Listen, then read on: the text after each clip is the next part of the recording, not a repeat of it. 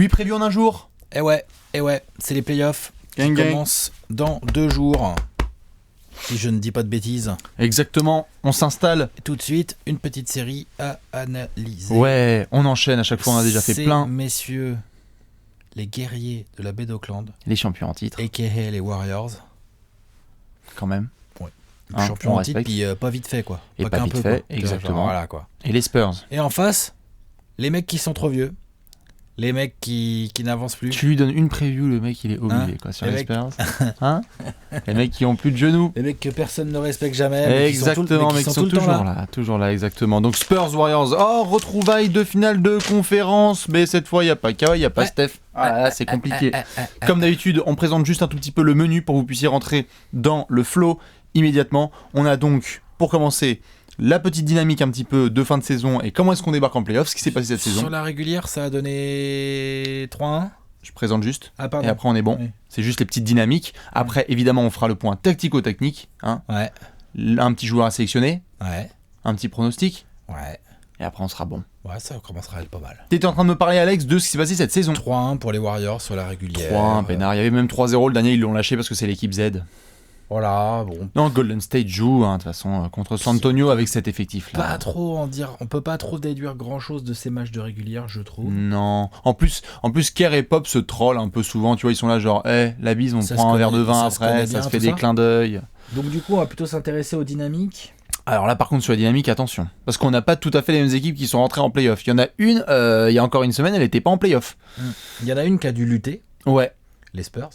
évidemment. Se battre, il y a eu la pression, il y a eu des moments où on s'est dit oh, Les Spurs sont-ils finis? Est-ce qu'ils vont y aller? Surtout on s'est dit non mais il y a eu des moments où on s'est dit oh, Ouais. est-ce que les Spurs vont aller en playoff? Tu vois, on était là, Est-ce que genre, le basket what? des Spurs est-il Bon, terminé? puis la Marcus Aldridge il a fait genre les gars on va aller en playoff. Voilà. Et tout le reste de l'équipe quand même. Hein. Oui, oui, Défensivement, non, bien sûr, mais Manu. la Marcus a été impressionnant. Manu. Très bon taf. Non mais attends, Dejounte, même j'ai trouvé que Patty Patty Mills allait un peu mieux à la bien fin de saison sûr. parce qu'il avait très mal démarré sa Tout saison. à fait, Karen Anderson, Annie Green, etc. Je trouve qu'on a plutôt une équipe des Spurs qui, au-delà de la blessure de Kawhi, qui est évidemment hyper relou, t'as ton meilleur incroyable. joueur qui est pas là. Mais sinon, en termes de dynamique, on a une équipe des Spurs qui va arriver dans ces playoffs, honnêtement, avec rien à perdre dans cette série. Je veux dire, ils sont pas favoris. C'est Hein. playoffs. Non, mais ils sont pas favoris déjà de la série, tu vois. Non. Steph Qui va Curry ou arriver pas, dans- t'es déjà en désavantage. Ils vont arriver dans plutôt une bonne dynamique, ce que j'appelle une bonne dynamique dans le sens où ils savent où ils vont, ils savent ce dont ils ont les moyens, Oui. ils savent que Kawhi il va pas débarquer là, Kawhi là. Je crois priori, pas. quoi, hein. Voilà. Donc ils connaissent le personnel, ils savent qu'ils vont pouvoir compter sur leur vioc. Hein, les Manu, mine de rien, c'est bien. Hein, Bien les sûr d'avoir des Tony, vieux expérimentés, tout à fait. Voilà, ils ont la Marcus qui est the point fort. Oui, Et autour, il y a des joueurs à utiliser intelligemment. c'est ça. Et ça, on fait confiance plutôt à Pop. On fait plutôt confiance à Pop. Donc Ça, la c'est pour dynamique, San elle Antonio. est pas mauvaise. Pour San Antonio, ça va. Par contre, pour Golden State, il y a Elle est différentes chelou, choses. leur Elle est un peu dynamique, chelou parce que on en parle rapidos. En effet, du côté de Golden State, tu as eu beaucoup de blessés sur la fin de Les saison. mecs, ça fait 3 semaines, ils jouent Non, en ils jouent. tongs. Ils jouent en tongs. Alors, il y a eu des blessures Ils en quand même. ont rien à Bien sûr, battre. Oui, mais bien il y a sûr. eu des vraies blessures. Au bien début, sûr. on était là un peu à troller, genre, et en fait, il y a eu des vraies Non, blessures. Des vraies blessures. Tu remportes 6 matchs sur les 14 derniers, je crois, de la saison. Bon, après, c'est la fin, hein, c'est la régulière. Mais, Non, tu fais vraiment une fin mais, comme ça. mais en- Steve en Kerr l'a queue de répété, cochon. attention les gars, défensivement, faut qu'on soit quand même une équipe élite, sinon on va commencer à se mettre un doigt dans l'œil. Et l'autre, je pense, Premièrement, un peu compliqué pour les Warriors. deuxièmement, on a bien vu que genre KD, Clay, Draymond, ça les passionne pas plus que ça là, les derniers ah non, matchs de la bah, ils saison. en prennent 40 à Ils en Utah. avaient, mais rien Rien à battre. faire. Il y en a juste un match de beau, évidemment, à OKC, hein, pour ceux qui l'ont vu, où Oui, ça c'était pas cette mal, où tu disais genre, victoire-là est ah, sérieuse. celle-là c'est vraiment les Warriors qu'on a envie de voir sur le premier tour des playoffs, mais depuis en effet un mois, la Golden State n'y est pas vraiment. Tu Alors, sens qu'ils sont Il fatigués faut au dire niveau de la aussi, régulière. ils sont fatigués mentalement surtout, je dirais. Oui, il y a eu oui, les oui. blessures physiques, mais il y a aussi du mental où t'as moins. Fatigue morale, hein, T'as moi, plus je de parle, mal à c'est- te motiver, quoi. Ça te fait Et chier. puis, il manque le chef. Puis il manque Steph Curry, Eh, évidemment. Moi, on peut me dire tout ce qu'on veut. Hein. Je Sur sais que KD, beaucoup de gens Clay, vont dire Draymond. que KD, c'est le meilleur joueur des Warriors. Moi, je dis que ça discute très fort avec Curry. Et je dis surtout... Most valuable. C'est le plus valuable je des dis Warriors. exactement. Pourquoi?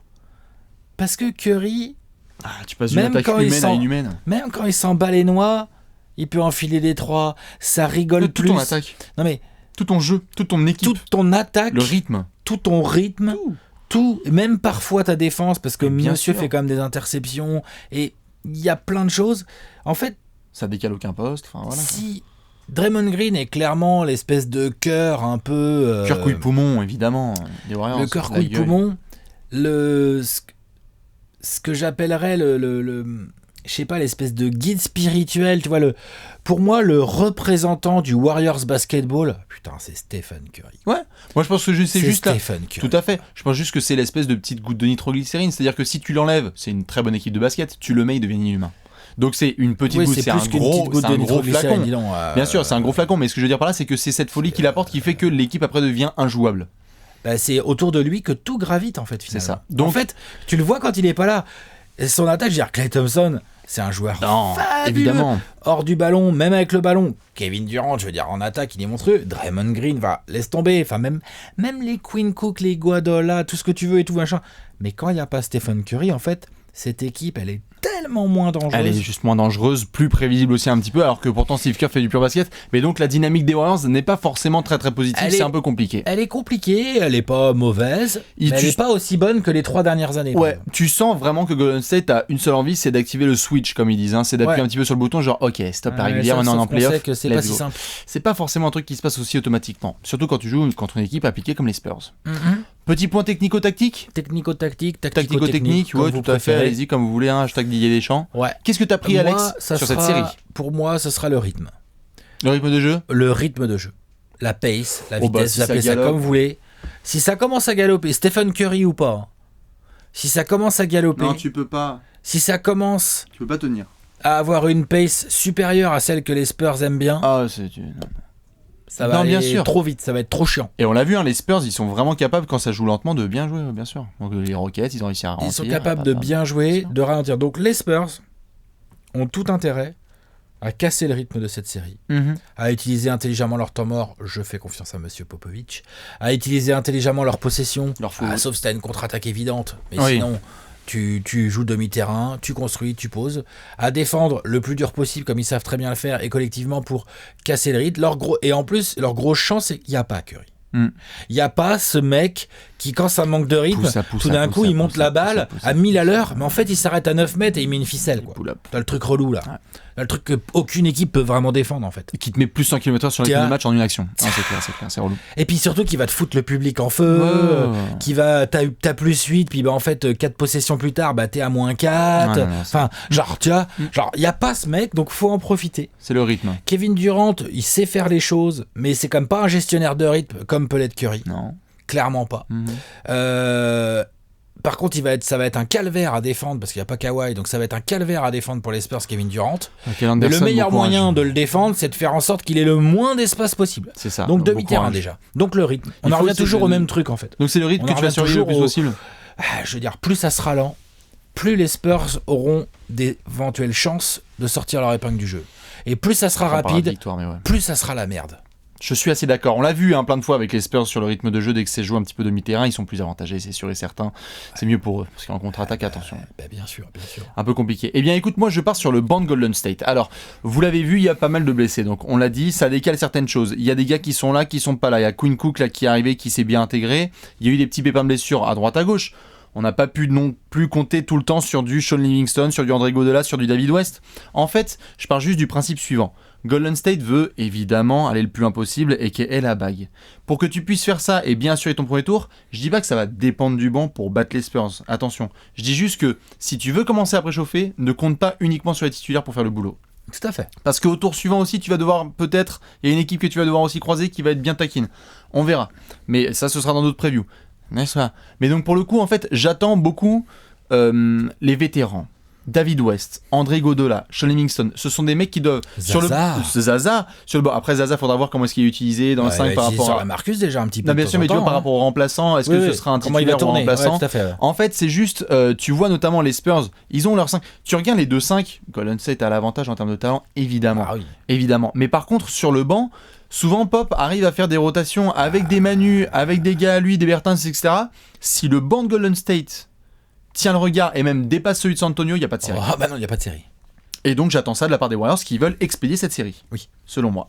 Ils veulent retrouver Curry vite fait. C'est ça. Donc attention au Golden State. En plus, ça leur ferait vachement de bien si vous voulez avoir un peu plus de repos. Donc avec une série un peu expédiée, on va voir ça. Même si je défends mes Spurs. Non, j'avoue, ils sont favoris de toute façon. On va pas se mentir. Oui, évidemment. Donc d'ailleurs, ça va nous mener, je crois, aux petits joueurs. Petit joueur à surveiller, Alex. Draymond Green. Monsieur Casse-Noisette. Draymond Green, parce que en fonction de comment Pop va organiser son 5 majeur, je serais quand même pas surpris que rien que pour faire chier les Raptors, il débarque avec une raquette LaMarcus Pogazol. Qui fasse chier les Pop, Spurs. oui. Qui fasse chier les Warriors. C'est-à-dire que comment Pop va organiser son 5 majeur pour faire chier le maximum et derrière avoir des rotations qui sont logiques. Je le vois bien débarquer avec un LaMarcus Pogazol et avoir Rudiger en sortie de banc. Potentiellement, je le vois bien faire ça. Peut-être pas à tous les matchs d'ailleurs, on verra. 10 minutes, peut-être pas, mais en tout cas, ça sera important. Parce que s'il y a bien un truc, au-delà de tout ce que fait Draymond Green, s'il y a bien un truc sur lequel Draymond Green va devoir être ultra concentré, c'est à empêcher LaMarcus Aldridge de bien démarrer ses matchs. Si tu shut down la tête du serpent, si d'entrée de jeu, t'as un Draymond Green qui rentre 10 cm, LaMarcus Aldridge, mais alors par contre, il a d'autres qualités. Attention, c'est très très chiant. Faut pas croire. LaMarcus Aldridge, il a 10 cm de plus que Draymond Green. C'est un défenseur très très chiant pour lui quand même. Bien sûr. Parce que mobile, parce qu'il va le suivre dans le périmètre. Il est physique et LaMarcus aime pas ça. Bas, tu l'enfonces pas. Parce qu'il va le violenter en permanence. Il va être là en train de le truc. Et quand ça sera pas Draymond, ça sera Zaza. Non, c'est ça. Donc LaMarcus, il va pas passer des bons moments. Non, c'est Au sûr. poste bas, tout ça, il va avoir des gars relous sur lui et tout. Yep. Donc Draymond Green, rôle très très important. De lui, encore, peut venir une énorme différence qui est que si LaMarcus Aldridge démarre pas bien ses matchs, ils vont être comment les entames de match des Spurs en fait. Il faudra justement compter sur le banc. Je dis pas qu'ils peuvent pas, le ballon va tourner et bien tout, sûr. LaMarcus il va la lâcher, ils vont être intelligents, ça va cut et tout. Ouais. Bien sûr, mais putain, t'as quand même besoin d'avoir 25 pions par match de LaMarcus Aldridge c'est sûr. Cette série. Avec Draymond sur le dos, c'est clair donc que avec Draymond Green sur le dos, bon voilà. Defensive Player of the Year en titre, en attendant évidemment tout à celui fait, qui a. en attendant Il faut Rudy. qu'il le justifie, tout à fait. Voilà. Bonne petite annonce. Eh bien écoute, moi à côté de San Antonio, je suis obligé de défendre la maison. Monsieur Dejounte Murray. Attendez quoi ? On me dit que Steph Curry n'est pas là. Qu'il y a donc Monsieur Quinn Cook. J'aime bien, mais doucement. Il est bon. Il est bon, mais attends, juste qu'on soit d'accord. Sean Livingston, Quinn Cook, Tony Parker, Dejounte Murray. Qui doit dominer la match-up des meneurs ? C'est vrai que du coup, l'absence de Curry, c'est un poste sur lequel les Spurs sont censés avoir quand même un avantage. Dejounte Murray doit, ça y est, on l'a vu en février, Pop l'a dit, deuxième partie de saison, on doit voir, je cite, on doit voir ce dont quoi est fait Dejounte Murray. C'est maintenant, sur ce genre de série. Tu n'as pas Curry sur toi, donc il faut que là tu puisses trouver un petit peu ton rythme offensif. On l'a vu être capable d'être agressif sur certains matchs, et du coup ça débloque totalement l'attaque de San Antonio, qui n'est pas très contre-attaque, San Antonio. On est plutôt demi-terrain. Donc Dejounte Murray, j'espère vraiment qu'il va pouvoir essayer un petit peu de step up là, ça y est, on n'est pas là juste pour essayer de défendre un petit peu et exécuter les systèmes de Pop. Il faut avoir du culot, et ça je l'attends énormément là-dessus pour essayer de créer un petit peu du décalage. Et puis voilà, pour l'avenir des Spurs, quoi. C'est maintenant, c'est ce genre de série, on l'a vu contre Golden State l'année dernière, il est capable normalement de faire une assez bonne série, d'être agressif. On arrête un peu le mode. Mais il est jeune quand même. Il est jeune, il essaie d'installer l'attaque, etc. C'est très bien, mais là, tu parlais de rythme, etc. Ok, si tu défends bien demi-terrain, let's go, on y va, on galope, on punit les Warriors dès que possible, parce que tu vas pas attaquer non plus demi-terrain tout le temps contre les Warriors. Non, c'est ce que j'ai dit tout à l'heure. Voilà, exactement. Des opportunités de contre-attaque. Et bah tu fonces. Et c'est qui le dragster le plus rapide de cette série ? C'est Dejounte Murray. Donc le mec, il doit essayer de mettre, à moins qu'on sorte un joueur qui est plus rapide que Dejounte de cette série, mais je crois pas, personnellement. Non, mais donc les Warriors, il y a des mecs qui savent galoper quand même. Ça peut galoper, mais Dejounte, il a vraiment un cran dessus. Mais il a quelque chose. Donc voilà, je l'attends énormément. Let's go. Si tu dois prouver un petit peu que t'as le talent dont tout le monde parle. Surtout qu'en plus, Pop va pas hésiter, il va lui filer sa chance. C'est ça. Et puis vu que c'est un joueur assez défensif qui aime bien ça, quelle mission tu lui files sur du clay ? Donc du coup, ça va être plutôt du je te suis et catch and shoot. C'est pas forcément ça. Bref, il va être hyper intéressant à regarder Dejounte Murray, donc j'ai très hâte de le voir. Mais tout ça va nous mener évidemment à un pronostic. Ah bah là, je tire la gueule, forcément. Alex, pronostic time ? Allez, qui vous mettez en vainqueur de la série ? Quel score, Alex ? Vainqueur Warriors, franchement, ils sont favoris et quand même, les pauvres Spurs, sans Kawhi, voilà. Okay, ouais. 4-1. J'en donne quand même un aux Spurs. Ok, d'accord. Alors, foutre le sweep quand même. J'en donne un, là, tu rentres à 2-0 à la maison, tu gagnes le match 3 ou le match 4, tu te fais pas sweeper. Okay. Sans Curry, en plus, t'as quand même des brèches à exploiter, qui sont qu'à mon avis, quand il y a Curry, même quand tu mets la tête sous l'eau des Warriors, si ça chute, t'es jamais à l'abri. Parce que c'est un détonateur, l'autre. Quand il n'y a pas Curry, si tu leur mets la tête sous l'eau, on a vu là sur la fin de saison régulière, même si je sais les mecs seront pas motivés de la même manière, on a vu quand même que c'est pas pareil, non, bien sûr, donc je trouve que les Spurs ont un truc à exploiter, mais enfin, putain, Klay Thompson, Kevin Durant, Draymond Green. Non, c'est beaucoup plus de talent pour peu que les Quinn Cook, parce que Quinn Cook, pour peu qu'il rentre un peu ses tirs là. Ah oui, bien sûr. Et sûr. puis que Nick Young, quand il rentre, il met 6 points. Et puis ou que Javal fasse un 10-10, bien sûr. Relou, tu vois. Kerr peut s'amuser. 4-1. 4-1 Warriors, il n'y aura pas trop photo, je pense, sur cette série. Très bien, écoute, je te mets 4-2, j'en mets un de plus pour représenter un peu la baraque. Je pense que les Spurs. Ta maison, quoi. Je défends un peu ma maison, et puis je pense très honnêtement qu'ils peuvent en prendre 2. C'est-à-dire que je suis pas sûr que tu rentres à 2-0 à San Antonio, peut-être qu'ils vont être capables. Et que d'ailleurs tu vas en lâcher, etc. Mais je crois qu'il y a beaucoup de fighting spirit en fait dans cette. Toute la saison a été un putain de hustle de la part des Spurs. Et donc je crois que c'est une équipe qui peut gagner potentiellement 2 matchs contre ces Warriors-là. Les Warriors au complet, 0. En fait, ces Warriors-là, je leur donne 2 matchs. Pour être franc avec toi, j'étais déçu pour les Spurs qui tombent au premier tour sur les Warriors. Ah ouais. Parce que je trouve que de toutes les grosses têtes de série, je veux dire le top 3-4, je trouve que ça rend l'équipe la plus relou, même sans Curry en fait, parce que tactiquement ils sont sérieux. Non, bien sûr. Moi j'aurais adoré Houston pour prendre ou Utah. Tout en fait, tout le reste en fait. En fait, je trouve les Warriors c'est pire choix. C'est la loi malheureusement des tiebreakers et du classement, c'est comme ça. Mais pareil, moi je mets 4-2, Alex met 4-1. Dans tous les cas, balancez tous vos commentaires parce que nous je crois qu'on doit juste faire une petite boulette. Allez. Si je dis la bêtise. Pour confirmer ou pas. Bullet time. Ouais. Bullet time. Allez. Bullet time. Cool. Je prépare ma boulette, moi. Attention, Bastien. Donc alors, Bastien, t'as dit 4-2.